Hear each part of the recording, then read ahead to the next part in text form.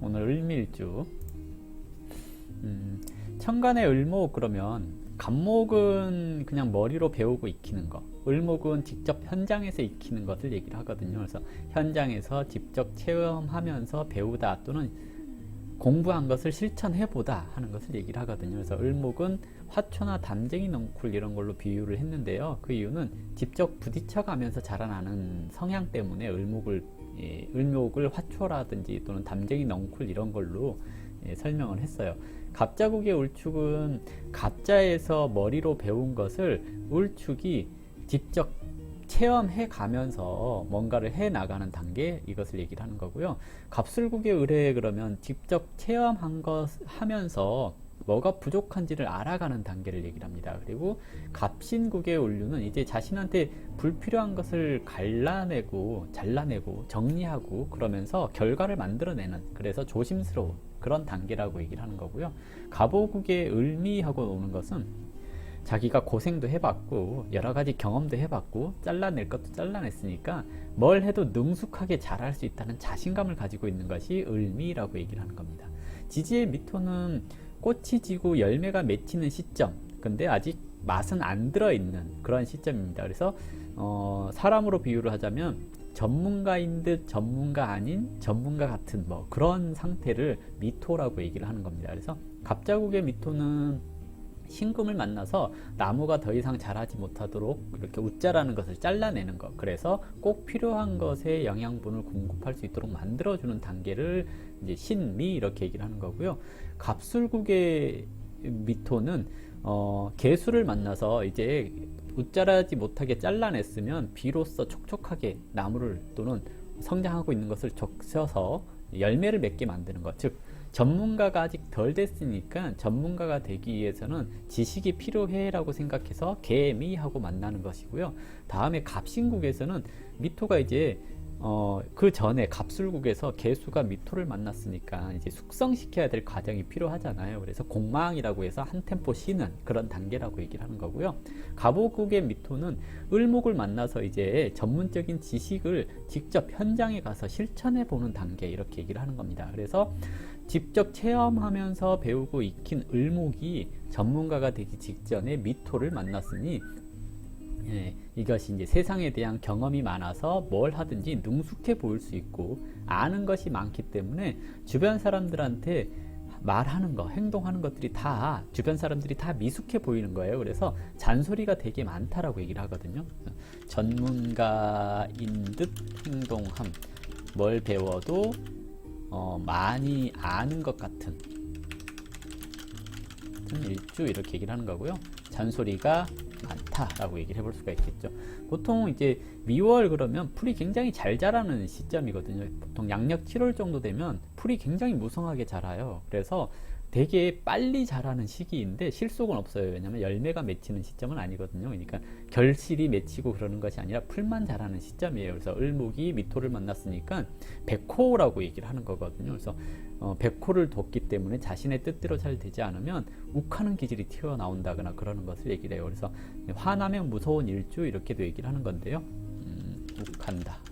그리고 간목은 고지에 해당되는 게 미토거든요. 그래서 을미일주는 뭐랄까요, 자기보다 잘난 형제가 없어, 뭐 이런 것도 얘기를 해볼 수가 있거든요. 그래서 을미일주가 있다면 주변의 형제들이 자기보다 좀 못났다거나 그럴 가능성이 있어요. 그 시기가 언제예요? 30부터 45세 사이에는, 이렇게 얘기를 하는 겁니다. 그래서 간목의 고지로 인해서 나보다 잘난 형제가 없을 가능성이 높다, 이렇게 얘기를 해볼 수가 있겠고요. 그래서 이제 사주에서 수가 있다면 그래도 어떤 일을 하든지 끈기 있게 해낼 수 있기 때문에 나도 잘 되고 형제도 잘 되고 그럴 수 있습니다. 그런데 수가 없으면 끈기가 부족해져서 용두사미하는 경우가 많다라고 할 수 있습니다. 욱하는 기질이 있기 때문에 성질이 더러울 줄 알지만 사실은 착한 편이고 뒤끝이 없는 그런 일주라고 얘기를 하거든요. 이것도 사실은 착하다, 뒤끝이 없다, 이렇게 얘기를 해볼 수가 있겠고요.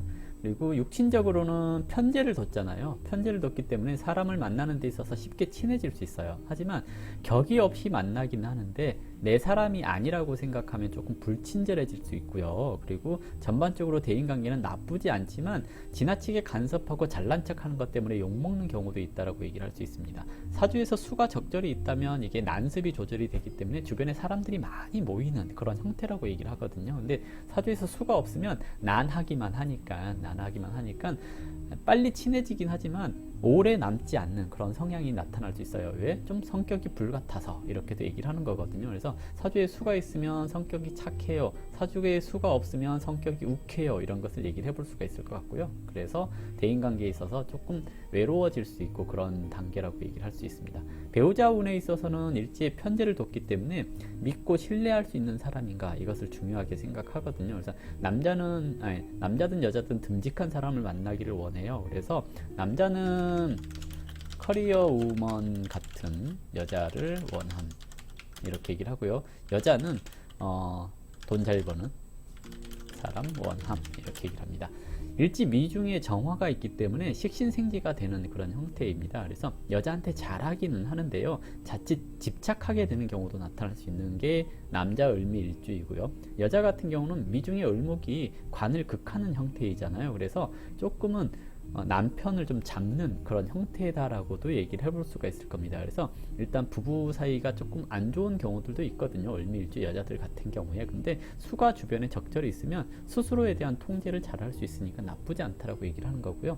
일지 배우자궁에 백호를 뒀잖아요. 그래서 배우자가 출산을 함에 있어서 난산할 수 있어요 라고 얘기를 하기도 합니다. 이것은 남자인 경우를 얘기를 하는 거예요. 남자는 배우자가 난산할 수 있다.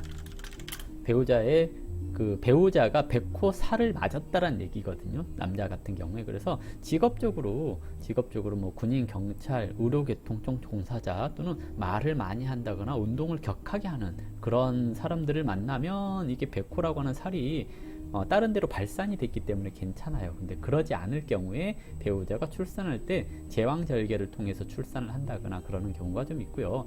여자의 경우 이제 자기 자신이 그러한 성향이 있는데 여자들은 일지 백호를 깔고 있어도 여자들은 괜찮다고도 얘기를 해요. 왜냐하면 백호는 피를 보는 살이라고 얘기를 하거든요. 근데 여자분들은 한 달에 한 번씩 피를 보기 때문에 백호살의 영향력이 크지 않다라고 얘기를 해요. 그래서 여자들은 괜찮다라고 얘기를 하는데 그래도 가능하면 이제 출산할 때 제왕절개 이런 거 통해서 하는 것도 괜찮아요. 특히 사주에서 형충이 미토를 때리고 있을 때 그때는 가능하면 제왕절개 같은 걸 해주시는 게 좋습니다. 왜냐하면 미중에 정화가 있기 때문에 미중 정화는 식신이라고 하는 자녀운을 얘기를 하는 거거든요. 자녀가 다칠 수 있어요 라고 얘기를 하는 거라서 태어날 때 자녀로 인해서 피를 봐버리면, 그러니까 제왕절개를 통해서 하게 되면 이것이 이제 백호라고 하는 살을 완화시켜 줄 수 있다라고 얘기를 하는 거거든요. 그래서 을미일주는 가능하면 내가 직업을 그렇게 갖지 못할 거라면, 좀 격한 직업을 갖지 못할 거라면 제왕절개를 통해서 아이를 갖는 거 나쁘지 않습니다 라고 얘기를 하는 겁니다. 어쨌든 이렇게 을미일주에 대해서 설명을 좀 해봤고요.